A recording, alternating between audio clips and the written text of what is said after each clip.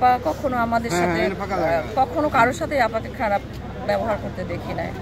হাসতেন, মানে কেউ মানে বুকে জড়িয়ে ধরতেন, হাসতেন, মানে এবং ভোট আসলে উনি মাথায় হাত দিয়ে বলতেন একটা ভোট দিস, আমাকে একটা ভোট দিস, একটা ভোট দিবি না আপুকে, এই যে মনে করেন মানে খুব আপন ছিলেন, সবার আপন ছিলেন।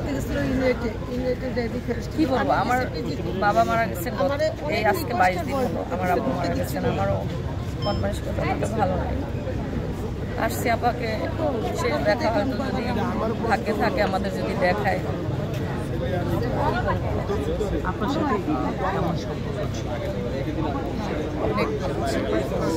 অনেক ভালো বলতে আমাদের ইন্ডাস্ট্রিতে কারোর সাথে আমাদের খারাপ কোনো সম্পর্ক নাই। হয়তো কখনো কখনো ক্ষেত্র টাইমে যদি কারোর সাথে একটু মুখ কালাকালি হয়, ওটা কিছু না, ওটা হয়, ওটা সব জায়গায় হয়। বাট অঞ্জনা আপা এমন একজন মানুষ ছিলেন, আমি অন্তত ওনার খারাপ কিছু দেখি নাই। বা ওনার সবসময় আমি যদি বলতাম আপু আসসালামু আলাইকুম, উনি বুকে জড়িয়ে নিতেন।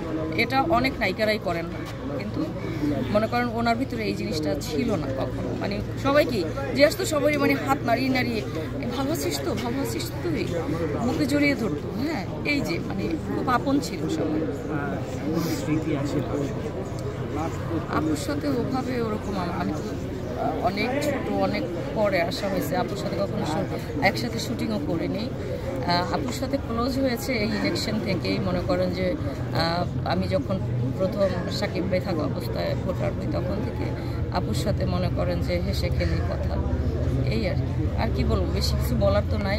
আল্লাহর কাছে দোয়া করি আমার মানে অঞ্জনা আপা জানি জান্নাতবাসী হন, তাকে জান্নাতের টুকরা বানিয়ে দিন, এটাই চাবো।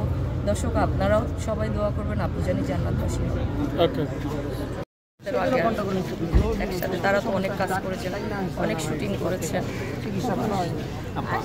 আরেকটু যদি বলি, মানে অঞ্জনা আপাকে উদ্দেশ্য করে আপনার দর্শকদের উদ্দেশ্যে কি বলবো? দোয়া ছাড়া তো আর কিছু বলতে পারি যে অঞ্জনা আপা অনেক ভালো মানুষ ছিলেন, আমাদের সাথে হেসে খেলে কথা বলতেন।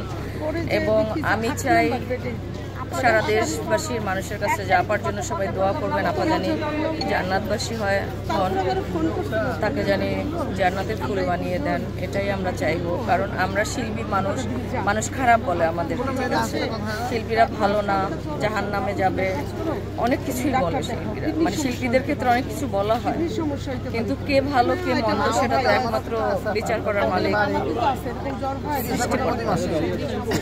আসলে আমি কথা বলতে পারতেছি, আমার মানে খারাপ। থ্যাংক ইউ আপা।